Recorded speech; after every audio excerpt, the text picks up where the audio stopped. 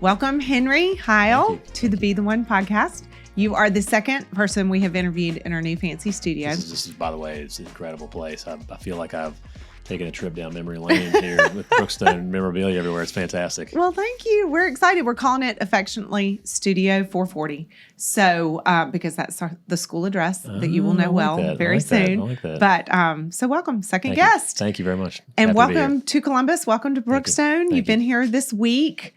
Has it been a busy week? It's been an awesome week. When I planned to do this, our spring break at where I am in Dallas does not line up with Brookstone spring break. So we thought, what a better place to be during spring break than Columbus, Georgia. So, no kidding. So when I set it up, I asked Monday McQuinn, who's the administrative assistant for the head's office, to set up a really busy week for me, and she obliged.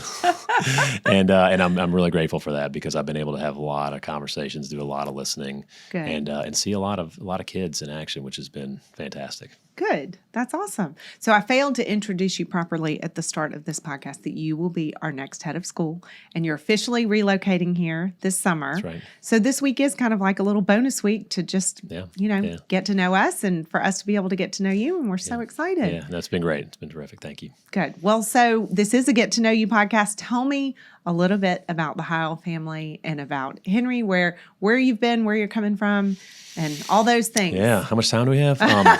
So thank you again. I mean, this is just amazing, and I want to thank a lot of people because Marty Lester for one, who's been able to spend a lot of time with me this week and been just incredibly gracious about this transition, and I know it can't be easy for him to say goodbye to this place, but he's been amazing, and so all the folks who've taken the time to host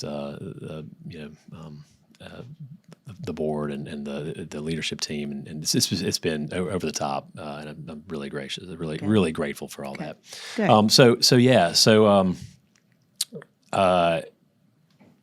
Let's start where you're moving from recently. So coming to Columbus from Dallas, Texas. We've been in Dallas for 6 years, and where I am currently the head of upper school at the Episcopal School of Dallas. And I think we're going to get to this later, but happy to talk about the differences between Dallas and Columbus. But we're really excited about coming to this community for a number of reasons, and just excited about Brookstone and for me professionally, but also for our family, and that's a big part of it. So my family's with me this week, and that's been awesome. I mean, we have my wife Karen. We've been married for in the neighborhood of 15 years now. Okay. And then we have 3 kids. Maggie, who's 12, who'll be going into the 7th grade next year. Right. Claire, who's about to be 10, and she'll be going into the 5th grade next year. And Jack, who's about 7.5, and he'll be going into the 2nd grade next year. So, so you'll have 3 in 3 different divisions. In 3 different divisions, yes, that's right. You're going to get a whole different perspective from each one. Absolutely, can't wait. Yeah. That's awesome, and they're excited. They are thrilled. They shadowed yesterday. Yes. And as I was telling somebody, they were competing with each other afterwards about how many friends they made. so that was a really good sign. A really good sign. They were well welcomed by everybody, and the kids here made them feel like they were a part of it already. Good. So I'm grateful for that too. Well, we're excited. They're going to love it. I just know they're going to love it. No, I'm confident in that. Oh. So where were you before you were at the Episcopal School? Yeah. Where did you say maybe better to start at the beginning. Start at the beginning. Yeah, maybe better to start at the beginning. Yes, go way back. Because I have much harder time going in reverse than I do going forward. I understand that. So I'll take you back to 1988. Okay. You remember 1988, don't you? Yes, I do. Yeah. Great year. And I was a spring of my 8th grade year. Okay. I was really struggling academically, and I was not making good choices and not making good friends, and so my mother, who had just taken a job 2 years prior at the Episcopal High School in town, Virginia Episcopal School, and this is in Lynchburg, Virginia. She I think, started to wonder if I should still be in public school. I was in public school at that time, and she thought maybe it'd be good to make a switch. I was going to go into the big public high school, and that was she was worried about what may happen to me. Right. She commandeered the help of the baseball coach at VES because I just actually 8th graders at that time could try out for the JV baseball team at EC Glass High School, and I got cut. And that was the first time I'd had any adversity in baseball, and I think they only kept 5 kids, but I thought for sure I was going to be one of those 5. Right. So the baseball coach at VES also started to talk to me a little bit, and before I knew it, I'd applied and was accepted and was going to independent school for the first time, and the first one in my family to do that. And really? And I'm one of 7 kids, and the only one who went to independent school. And and it was a really unique experience. And I those 4 years there, I never realized the impact that an adult could have on a kid. Yeah. And came away from there with the relationships and understanding the importance of those relationships. So when I went to college, and I was fortunate enough to be able to play baseball in college, and went to Davidson, and when I was sort of the spring of my senior year, as my baseball career was winding down, and I knew I wasn't going to be playing for the Braves, I realized that I needed to think about my career, and what I just kept coming back to was what a transformational experience I had in high school, and that I would love to provide that for another kid or kids. So I applied for some teaching jobs. Didn't get a lot of them, but I did get a job at a really unique place called Culver Academy. Okay. It's in northern Indiana. Okay. It is a very well-known boarding school in the boarding school world, and they have a very well-established intern program where they bring in about 12 interns every year, and they live on. The boys' part of the school is military, so you live in the barracks with the kids. Wow. You live in the barracks, and you teach one class, and you coach 3 sports, and you do duty every other night. It was a very involved job, and I think I made $11,000 that year, and but I loved it. I mean, absolutely loved it. And so that year ended, and got another job back closer to home. Enjoyed that as well. And then went to grad school.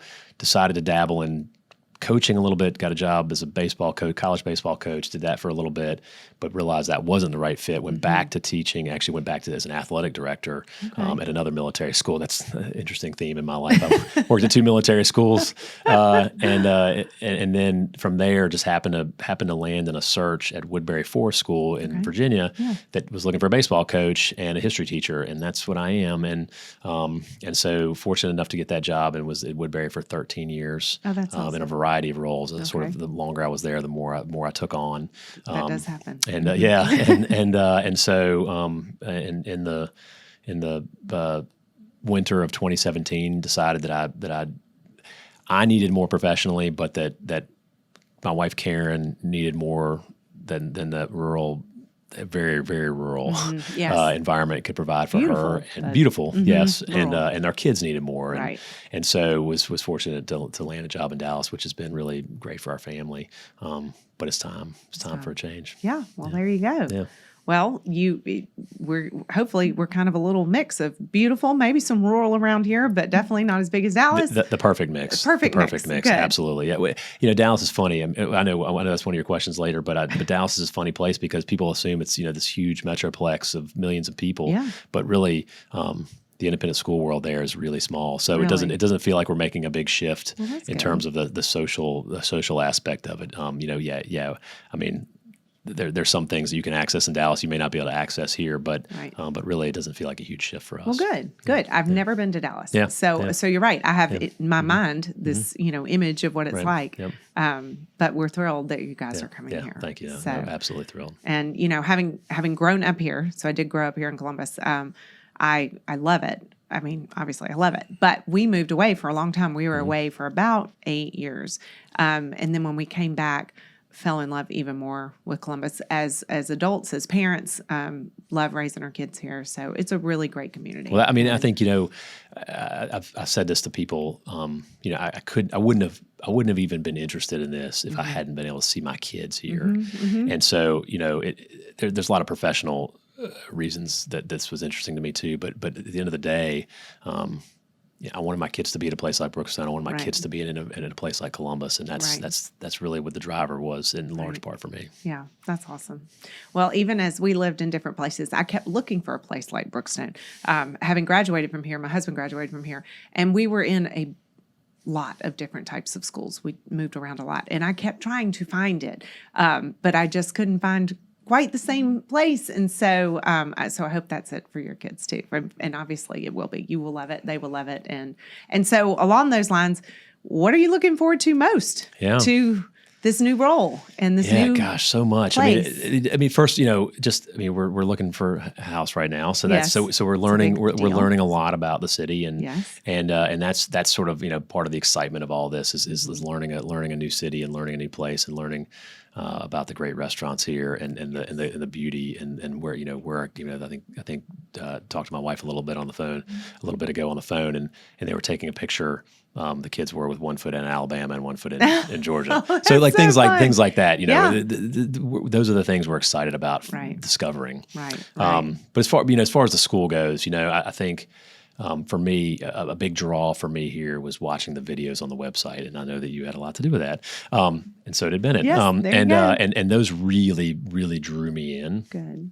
And I want to meet all those people. They're fantastic. And I want to talk to all They're those just the people, best. and I want to spend time with all those people, and more and more. I mean, for me, what I'm most excited about is when I get here in July is sitting down with as many people as I can and hearing their story and learning about the school, because the school has meant a lot to a lot of people, and I need to understand that fully before I can really do this job well. And so that's a priority for me, and that's something I'm really looking forward to. Oh, that's awesome. There are a lot of stories, and everybody has their own experience and their own, as we say, their own why Brookstone, why it's special to them, why they want to be here. So so that'll be fun for you to get to hear so many different perspectives. Absolutely. So, okay, so we have kind of hinted on it that Columbus is so different than Dallas. Yeah. Everything, well, in my mind, everything about it is different. But you will have family closer to you on this side of the country, yes. right? I mean, I've told people in Dallas we're gonna miss a couple things about that, without a doubt. A couple things about Dallas. I mean, Dallas has an airport that can get you anywhere in the world pretty quickly, and we live about 20 minutes from it. So that's kind of irreplaceable. I know Atlanta has a great airport, but it's a little further 20 away. minutes Right, away. exactly. But really, what it boils down to, I mean, it's the people, and I think what we're most sad about leaving in Dallas is our friends and our kids' friends. Right. And so, but I know that that's not the end of the story for us, and I know that Columbus has people we're going to develop really deep relationships and friendships with, and so for me that's part of the adventure of life is doing that. I mean, we've gotten very, very comfortable in Dallas with our group of friends, and we have an amazing group of friends, and our kids do, and so, but we're always going to have, they're always going to be friends, and and so for us, that's the biggest difference. Is Dallas is big, but it's really about the people, and so so for us, I think that is there going to be a Whole Foods a mile and a half away from us? No, but sadly no. but you know what? I mean, I think if you have good people around you, that's really a minor problem. Yeah, it makes up for Whole Foods. Absolutely. Yeah, it does. Absolutely. It does. But there are people who make regular trips to Atlanta to things like Whole Foods and Trader Joe's, and we just know it's going to happen. Please don't tell my wife that. She'll start driving up to Atlanta. We need to keep her. We need to keep her. Keep her here. Yeah.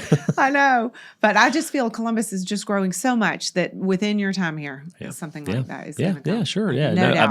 I mean, I sense that. I mean, just based on the real estate market, there's a high demand, and I sense in the construction that I'm seeing downtown. Wow, it's amazing. What the city is now, and what it's going to continue to become is extraordinary. It's really exciting, and so many of our alumni are involved in that, and kind of their vision and wanting to make Columbus a place to where you grow up here, go away for a little bit, but then come back. Like it's so exciting as a parent to think that we are creating this type of environment for our kids and our grandkids, and so it's an exciting place to be because I think we are just on the cusp of continuing to grow. And I've said this before, it's such a philanthropic city that the people who live here love it and want to see it the best it can be, and they're willing to invest in it and give back to the city. And again, so many of those are our families and our alumni, and it's just exciting to be. Yeah, I mean that confirms. That affirms everything I've felt about it along the way. I appreciate that. Yeah. So y'all are just going to make it that much better. Good. Well, when I y'all hope so. As long as we don't detract, that's all. Not possible. Not possible. Okay, so in your role now, you are head of upper school. That's right. So, so a couple questions. What do you love about teenagers, working with teenagers? And what do you love about education in general? Yeah. Well, you've already even answered that a little bit, but to answer the first, yes, for me, education is about impacting the lives of kids, Right. and that's done through relationships.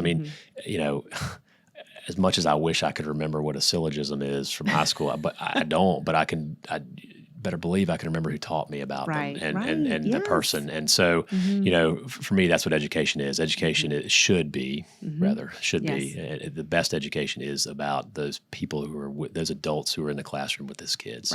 Right. And those impacts are going to last forever. Those transformational impacts. Upper school has always been my draw. It's funny, and I don't really know why, except I grew up going to summer camp.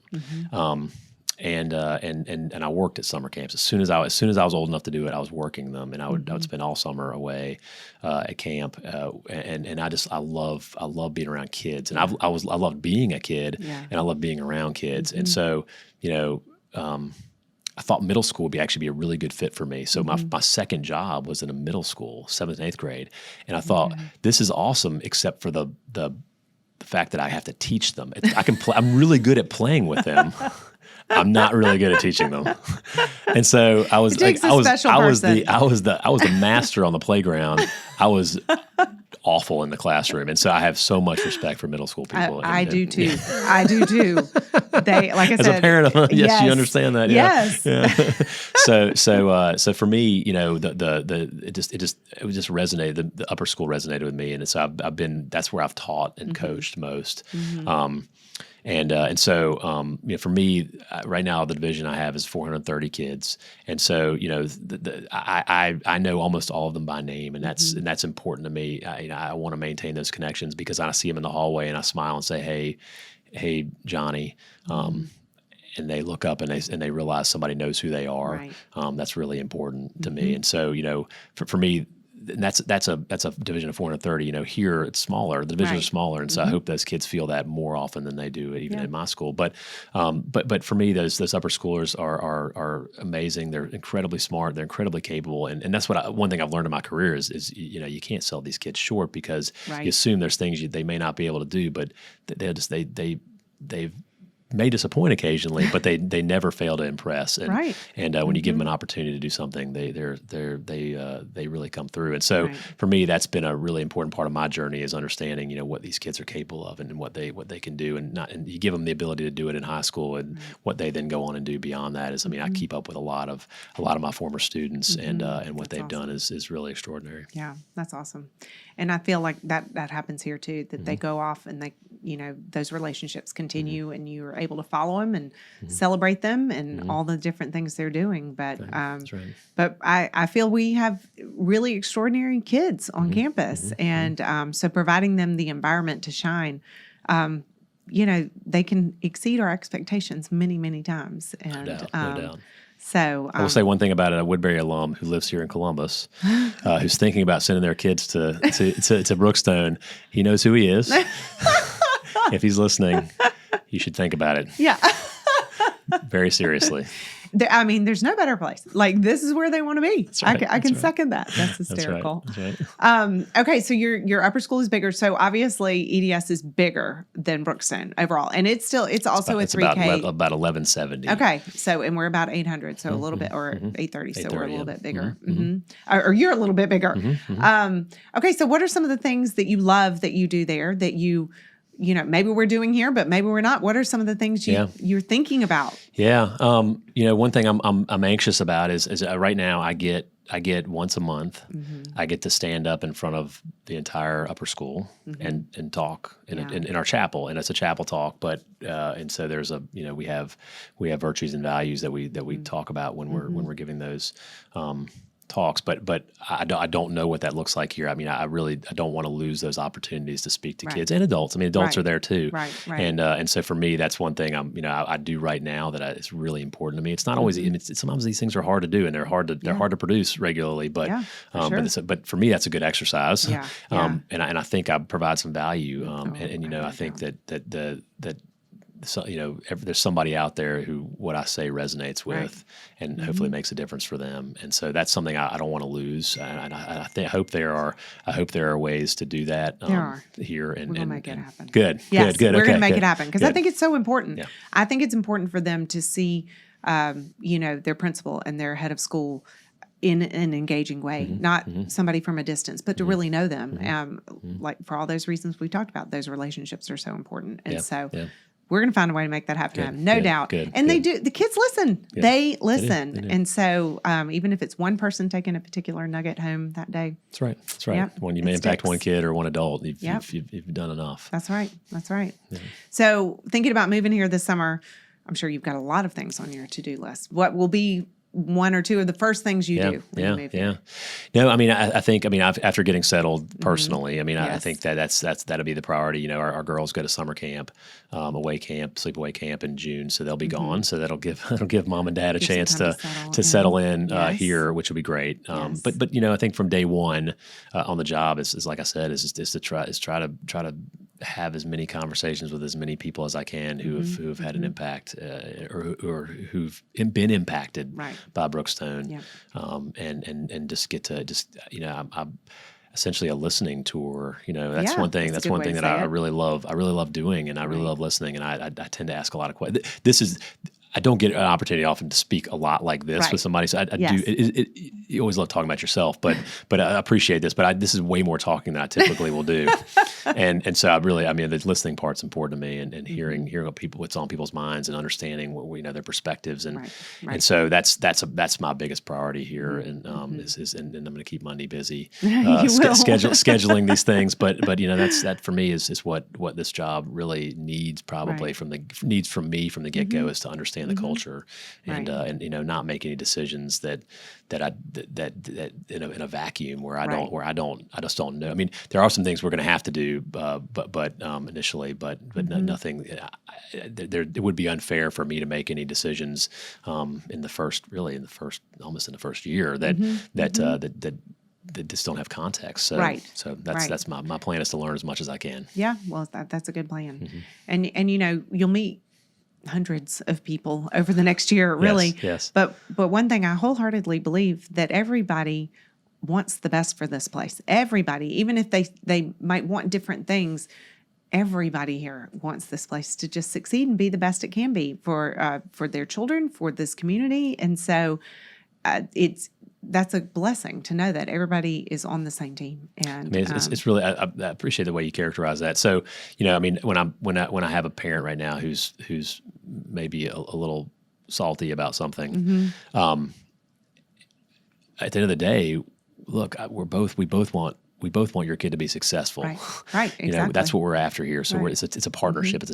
We're a team, and so that's really important. And I know when people aren't, maybe if there is a complaint or if there is something that people aren't happy with, it really is coming from a place of I either want the best for my kid or I want the best for the school because my kid's in that school completely. And so I that's a really important, I think, an important perspective to have coming in, because I'm certain I'm going to hear the good, the bad, and the ugly, and that's okay, because I know it's coming from a place of love of this place. Yep, that's the best way to say it. Absolutely. Everybody wants the best for this place and for their kiddos. What are some of the challenges, like globally, if you will, as educators, that we have to prepare our kids for? We talk often here that we are in many ways preparing our kids for a future that we may or may not know, the jobs that may or may not exist right now. So what are some of the challenges that come to mind? Yeah. It's interesting. You mentioned the jobs. That's an area I've tended to stay away from, because it's so difficult to predict. And so, we want to prepare our kids with the skills to manage whatever lies ahead. And I think the two things that are on my mind right now are making sure that ESD or Brookstone kids are understanding that there's a variety of perspectives out there in the world, and we do, we here at Independent School World, I mean, a lot of what we do is we are a place, a really safe place for kids, and we're a really safe place for we're more small classes. We're very individualized attention. We have a lot of eyes. You have a lot of eyes on your child here, and so that's the in part a lot of the value of an independent school. But sometimes in that you lose some bigger perspectives, and so having kids introduced to a variety of perspectives, and that happens in large part just by who you're sitting in a classroom with, and so I'm for me that's a skill. It's a skill is understanding that, hey, the way I see the world may not be the way somebody else sees the world, but I need to understand how somebody else sees the world, because otherwise I'm never going to be able to have a business relationship with them or a personal relationship with them. And so that's an important one. I think the other one that's probably, maybe I should have put this one first even, and that is emotional wellness. And so, again, in the independent school world, we have a lot of eyes on kids, and so we're able to help them manage a lot of things, and we're able to help their parents help them manage a lot of things. But out there beyond Brookstone, they're going to be on their own. And so, what skills are we giving kids to help manage their own emotional wellness? And I think part of the big draw to Brookstone for me was that this school is doing a heck of a job of that already, a heck of a job, and Jacob Crowder leading that effort is impressive, and with the drug testing and everything else that the school does, the education it does around that, not just for the kids but for the teachers, is just elevates that to a place that it really should be, because that's what I worry about that for our kids and young adults. I mean, when was I fully formed? I'm still not fully formed, and so I mean, I still have to manage. I still have difficulty managing myself sometimes, and I know. And so those are really important skills, and it's helpful. It's helped to me that I've been in this world and I understand it. But there's a lot of people out there who really struggle with it, and that's something that is going to be important really moving forward, because of the stressors that our kids face today is amazing. I know. I agree. And it's one of the blessings of an independent school is, besides everything else we've always done so well, the academics, the arts, the athletics, but to really provide those opportunities to learn these skills for our kids. And the partnership, I love that phrase, because when you choose a school for your child, you are choosing a partner and helping to guide them.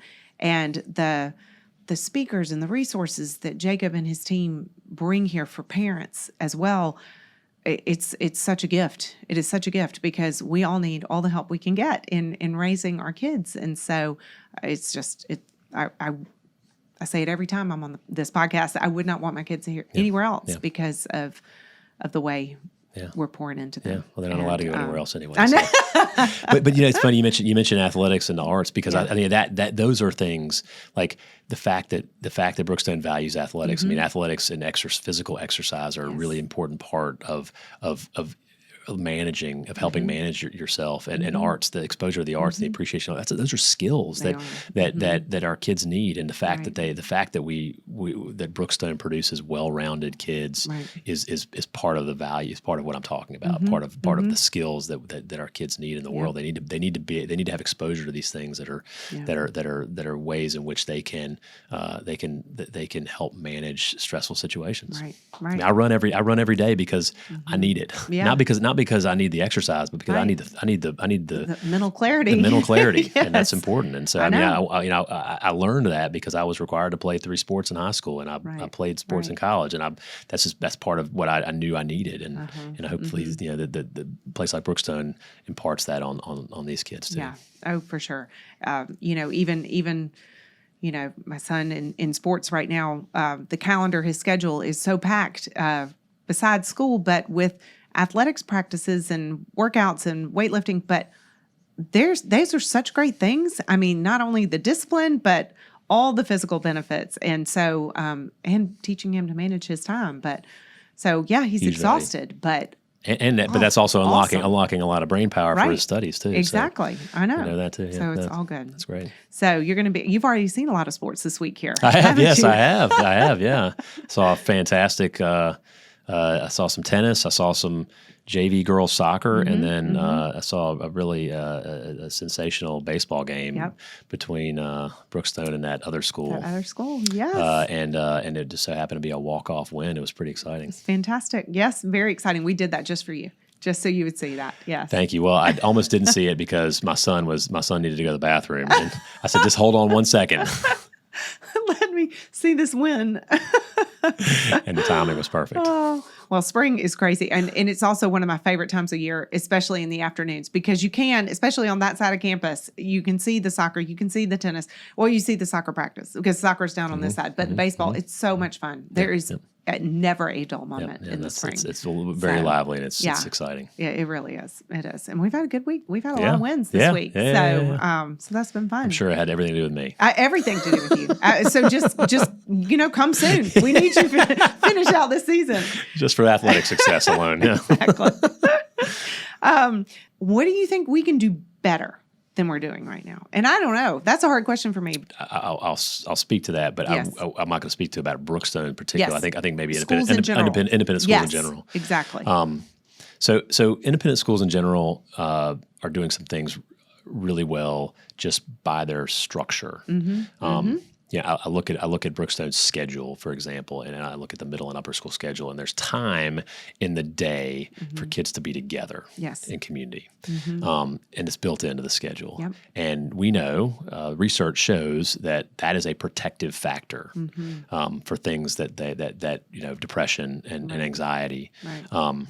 And addiction, and so that's one protective factor. The fact that they're in small classes, the fact that they are playing sports, the fact that they are engaged in the arts. Those are all well-defined protective factors against a lot of the things that we worry about as parents and as educators. But we can be better. I mean, I think the schools in this country that get mental health right. Yes. Are going to be the most successful schools, Yep. and I know that I'm coming off as not caring about academics. I don't.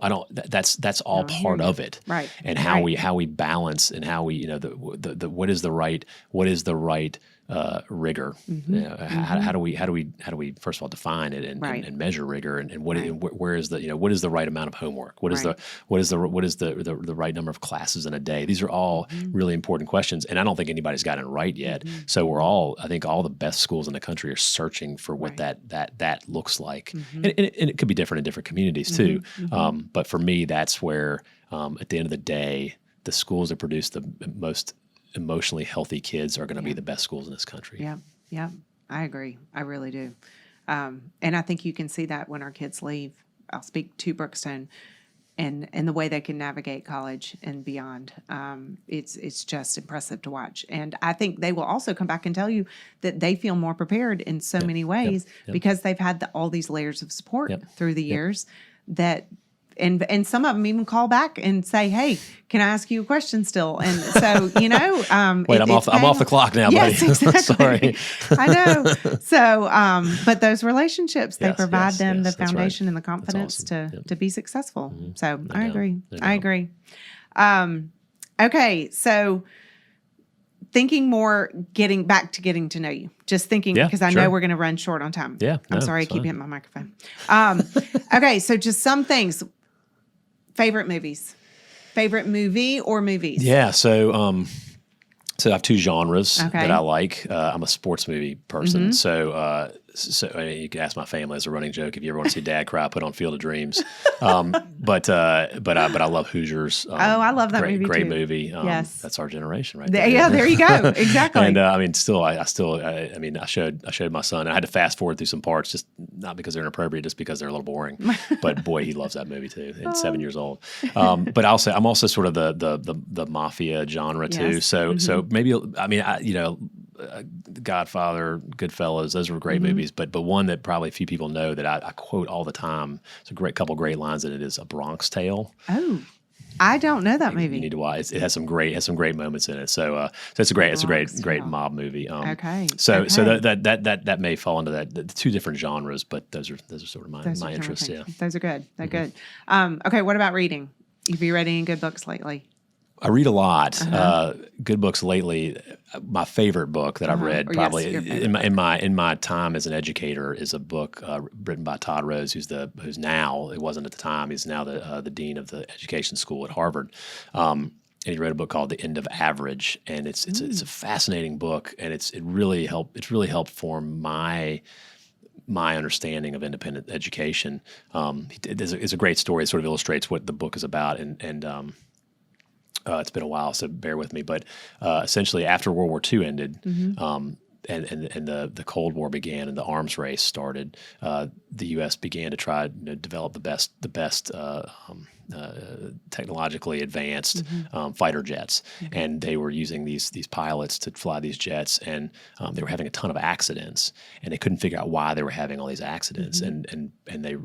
One of the engineers who's working on these fighter jets realized, well, we've got all these pilots are different sizes. They're some are tall, some are short, some are in between, and we've only got one size seat and one size contraption in there. So the taller ones have their knees uncomfortable, and none of these seats are fitting these pilots. And so he developed the seat belt the way we know it, and the sliding, the chairs like we know them, and adjustable seats. Interesting. And all of a sudden the crashes totally disappeared. How about that? And so but along the way, what he did was he took measurements of all the pilots, and he thought he would be able to figure out the average size pilot. And he thought, well, we would build the seat to fit the average size pilot. But he realized there is no such thing as average. It doesn't exist. Everybody is so different that the average fits actually nobody. How about that? So that's why he developed the seat. Interesting. So what that teaches me, of course, is that education's the same way. If you just teach to an average, if you think there's an average kid out there, you're not going to be teaching to any kid. Yes. You need to teach to the high. You need to teach to the highest kid and the lowest kid in your classroom. You need to be able to do that effectively. Yeah. And so I think that my sense is that Brookstone's doing that really well. And again, another draw for me. But we can always be better at that, and understanding kids, and understanding learning differences, but also understanding how do we challenge our kids that need to be challenged. What is the optimal challenge for every kid? Right. So sorry, that was a long answer to your question about favorite book, but that's really shaped my view on education. That's awesome. Well, it very much fits into our philosophy of personalized approach, and that people matter, and to know each student where they are, how to serve them the best way we can. That's awesome. Yeah. Okay, so you like coming from Dallas. I'm assuming there are lots of fantastic restaurants. That might be another thing we miss a little bit, yeah. And trust me, we've eaten at some fabulous places this week in Columbus. So I think it's just going to be different great restaurants. But the Tex-Mex in Dallas is pretty award winning. It's pretty special. So there's a restaurant there that we're going to miss. We're going like once a week now until we leave. But it's called Macera. But it's funny. Part of the reason we like this place is because we always see people there that we know. But it feels very familiar, and people. I mean, like I said, Dallas, big city, but really small town, and where we live, and the people that we work with and socialize with, so that's part of the draw is to a place like that is the family feel. Well. Yeah, well, you're going to find that here. We can definitely replicate that. I have no doubt. Yes. No doubt. But there are really a lot of great restaurants here in Columbus. And again, that's something that's growing. And who knows downtown what you're gonna see. is amazing. I mean, gosh, we've been fortunate enough to have had 3 dinners on our own since we've been here, and it has not disappointed. Oh, good. I'm so glad to hear that. So, well, this has been so much fun. Oh, yeah. Thank you so much, Amy. This has been amazing. I'm so grateful to you to being able to do this, and to everybody in the Brookstone community for welcoming me. I mean, it's probably been over the top a little bit at times, but it's been. I mean, my family and I have just felt incredibly fortunate to have such a welcome from everybody here, it's what a community you have, and we can't wait to be a part of it. Well, we cannot wait to have y'all here, and already feel like y'all are just fitting right in. You're already family, and so we just cannot wait till this summer. So, well, for family, that means we know a lot more than we should about each other, right? We're not quite there yet. Not quite yet. Oh, but we're so glad y'all are coming, and we're gonna have you back once you're here. We'll have you back for another episode. Good. I can't wait. So, well, thank you for coming. Thank you, Avery.